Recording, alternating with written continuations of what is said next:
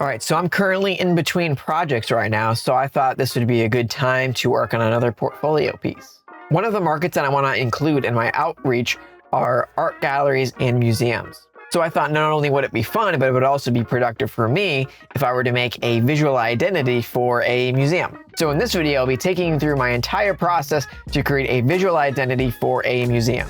So since this is a personal project and not one that was initiated by a client, I'm going to have a little bit of a problem trying to get some of the kind of information that I normally would from the client, but I have a solution to that. So I actually have a little bit of a head start on this video as I've already done a little bit of work, but since I don't have a client, what I actually ended up doing is using ChatGPT in order to come up with some data and information that might be a little bit more organic than it would if it was just coming straight from me. So I spent a lot of time just kind of going back and forth with ChatGPT, just asking questions so I can get some information and an idea and a foundation for this project. So I just created one long thread so that way I could keep all of the information not only organized, but also condensed in terms of how ChatGPT is going to be looking for things. So that way, as we continue to work through the project, it can kind of reference back to the material that we've already been through. So hopefully that'll keep it at least somewhat consistent and also make it at least somewhat realistic. But that being said, I do understand that this is ChatGPT, so not all of the answers are going to be perfect or 100% realistic. So for instance, right now I'm going to show you a little bit of the work that I've done so far, which is really just kind of creating the brief as well as some customer personas. So, if I was working with an actual client, this is something that I would present to them after kind of going through some of the strategy sessions. So that way they'd kind of be able to look at this and say, okay, you know what? All this information is correct. We feel good about this. We feel good about the customer personas. So now that we have everything that's kind of the foundation for the project in a good spot, we can continue to move forward with the actual visual part of the project. But I do know that if this was an actual client, some of the answers would be much different or better. But since I don't have a client, my next best thing is ChatGPT, even if it is a little bit flawed and not perfect. But with that being said, we now have a good foundation for the project, so I think we're ready to get started on the actual creative of the project. So let's jump into it. All right, so jumping into the project, the first thing that I wanted to start out with was some Stylescapes. Now, if you're not familiar with some Stylescapes, you can look it up on YouTube. If you look at the Future YouTube channel, they have a couple of videos talking about Stylescapes. So if you're wondering what they are, that would be a good place to start as far as kind of getting an explanation for what they are. So my definition of Stylescapes is basically just a mood board, but turned up to 10. So what we're actually going to do is take it a step further. So we are going to source these images and find things that we want to kind of showcase for the brand, but we're actually going to do some editing in order to kind of showcase what the brand can kind of look like. So what that might mean is, taking packaging that already exists and then changing the colors and maybe adding kind of a placeholder logo just to kind of showcase what the brand could look like for the client. So really this is the kind of first instance that the client will get to kind of actually see a concept of what the brand could look like. And I usually have a rough framework that I like to work around with these, starting on the left side with kind of a logo or typeface just to kind of show off what kind of style of a logo maybe we kind of want, and then kind of moving into some typography and colors, and then more to the images and packaging, or, depending on the client that I'm working with. And then at the very end, we'll have kind of a hero image with, a client persona, and then, some kind of imagery that kind of goes with the brand. But my main goal is to come up with 3 to 4 different kind of concepts that I think would work well for the brand, and that might kind of showcase how they might be used. And of course, because this is an ideation phase, there's a lot of trial and error. You'll see me try something, I don't like it, I delete it. So really this is just kind of me kind of throwing things at the wall and trying to see what sticks. So I actually had quite a bit of trouble with the Stylescapes. I'm gonna go into detail about it later, but just to kind of summarize it or give you an explanation why, it's because I skipped a crucial part of my process. Typically, if I'm working for a brand, I usually start with a mood board, but since I skipped that part of the process, I didn't really have a good foundation to build this project off of. I think if I would have started with a mood board in this project, I would have been able to kind of rule out some of my initial ideas, because I would have been able to see that those actually don't fit into what I'm trying to go for. And like I said, I'll talk more about that here in a little bit. But if you have a crucial part of your process, do not skip that, even if it's a personal project, because you're just going to be wasting your own time, like I did here. Because I probably spent a good 2, maybe 3 hours trying to work through all of these different Stylescapes, and I kind of hated all of them. but I made my bed, so I guess I have to lie in it. All right, so I've been working on the visual identity for a little bit, and I've encountered a little bit of a problem. So the way that I see it, this project has two main ideas. One that's focusing on the artistic and the creativity and art, and the other one is focused on technology, innovation, futuristic.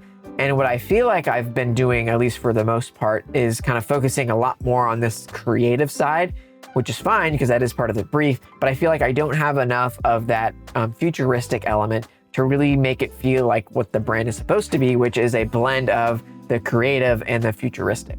So I feel like what I really needed to do at this point is just reevaluate my work, look up some more inspirations that I can draw from, so hopefully I can find something that is both kind of artistic, but also innovative with technology. So that way, whenever we combine the two, we get something that is new, interesting, but also, aligned with the brief.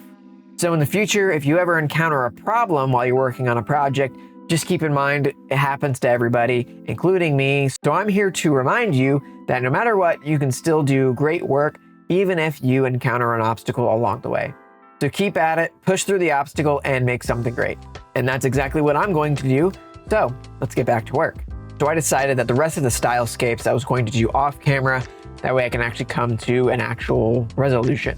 But hopefully from the earlier screen recordings, you can at least get an idea of what my process is like in terms of creating a Stylescape.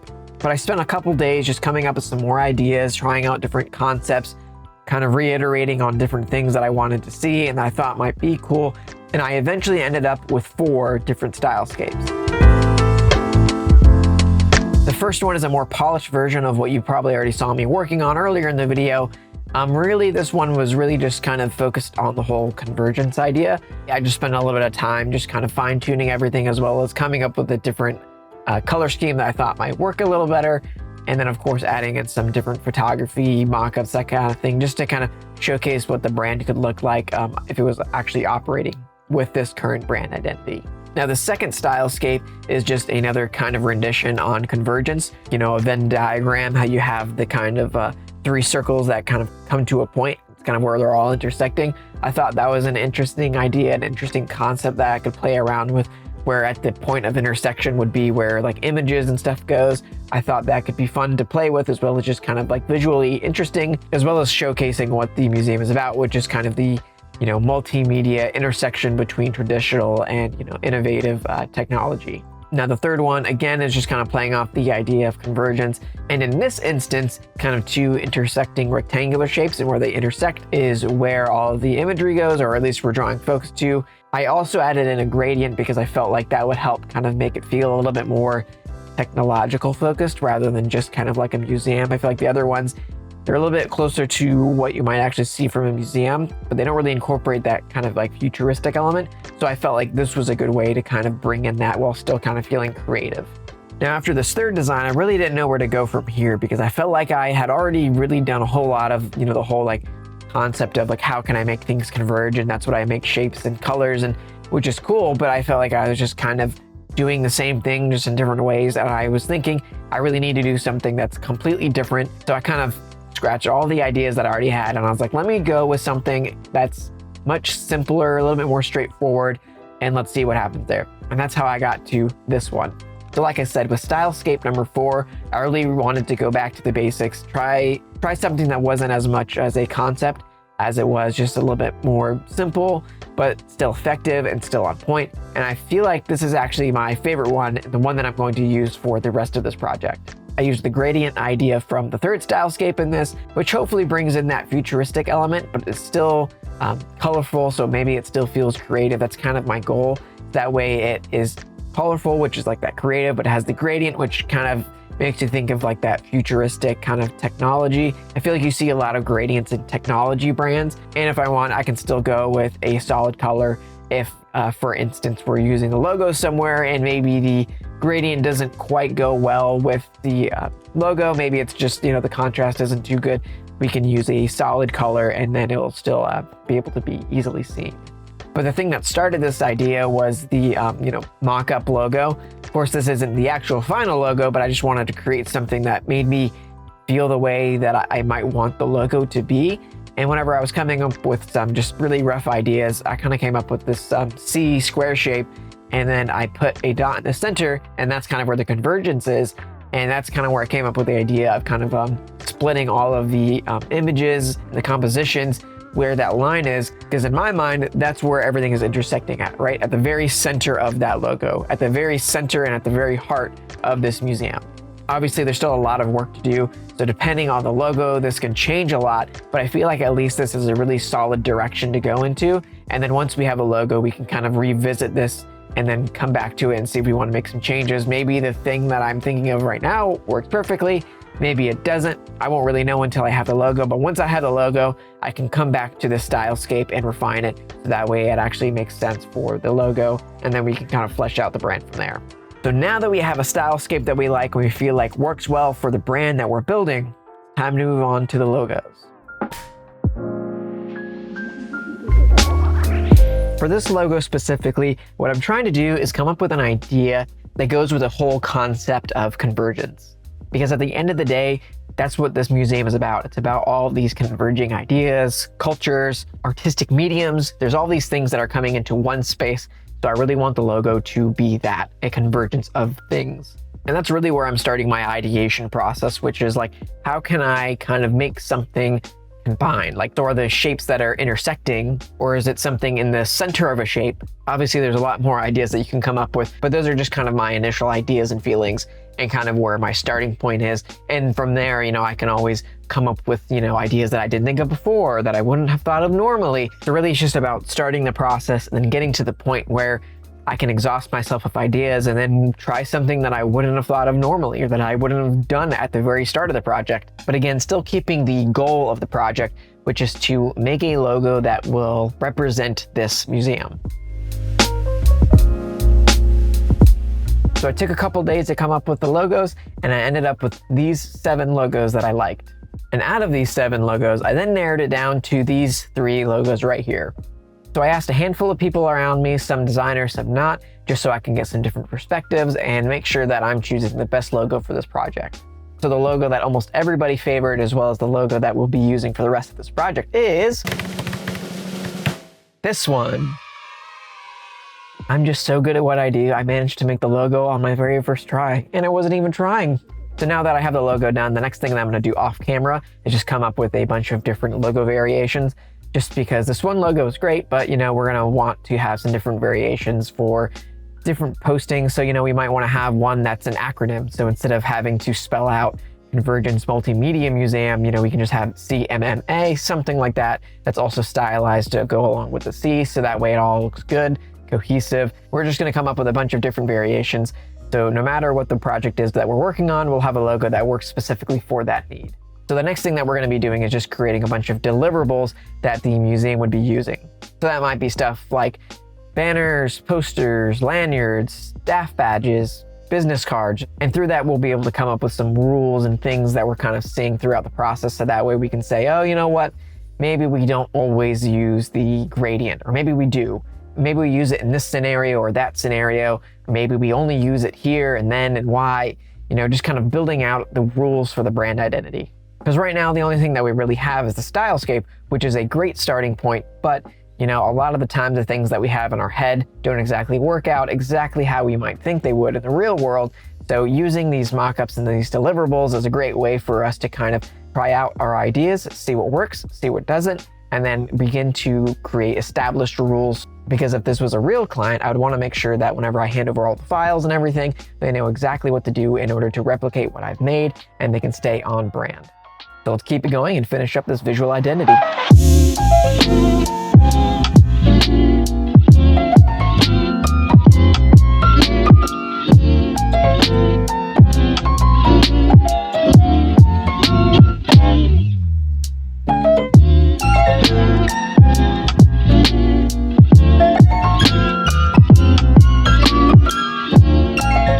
So after working on this project off and on for a few months, I can finally say it's finished. I went into this project almost completely blind. Like I said at the beginning of the video, I had ChatGPT kind of helped me come up with some ideas and stuff, as well as some of the information for the background of this project. And so a lot of the choices that I made throughout this project were dictated by information that didn't come from me. And because of that, I had a little bit less control over the outcome of the project, because it wasn't just me kind of leaning on my own strengths or kind of stuff that I already know how to do. It kind of forced me to look at this as an actual client project rather than just me trying to kind of lean on my strengths and do what I think I'm best at. But honestly, I think it's better that way, because I want to treat this like an actual client project where there's actual kind of obstacles that I have to overcome. It's not just me kind of doing exactly what I think in my head and then just executing it.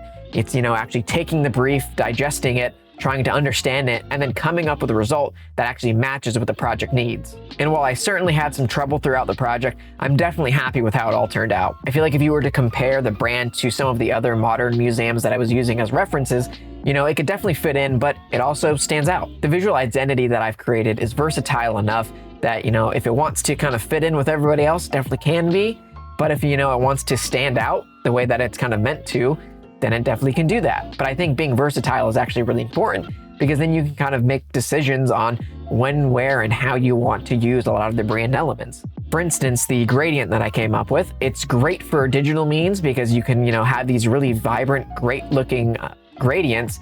But, let's say you were doing something that's print, you can do something that's just a solid color. It'll still have the kind of great looking colors that match with the brand, but it just won't be with a gradient. And so you can kind of choose whatever is best for the current project that you're working on. One of the unexpected things that I made during this project were the letter forms or the custom typeface that I made for this project. At the beginning of the project, I literally did not have this planned out, but whenever I was kind of going back over some of the projects and kind of working on some of the mock-ups and stuff, I was like, what would make a lot of sense? I already made a C letter form, so why don't I just do that for the rest of the alphabet? And what's so great about that is it adds another layer of versatility, as well as giving me a lot of options for, like wayfinding. So I can have a sign that points to a certain direction that can direct you to a certain exhibit or a certain floor, and it'll all use the same kind of letter forms that will reference back to the brand icon. And even beyond the letter forms, using the same kind of guides that I've used to make the letter forms, I can make other shapes like arrows, which is cool.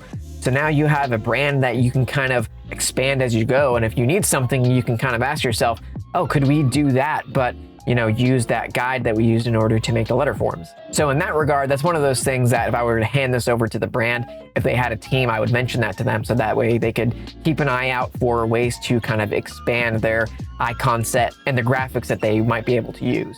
But like I said, overall, I'm really happy with how this project came out. It was a lot of fun to work on, even if it was a long time and I did have some obstacles along the way, but that's just how projects go. But I would love to hear what you thought about this project. Was it a good one? Was it a bad one? Should I have done something differently? Did I miss something? Let me know in the comments.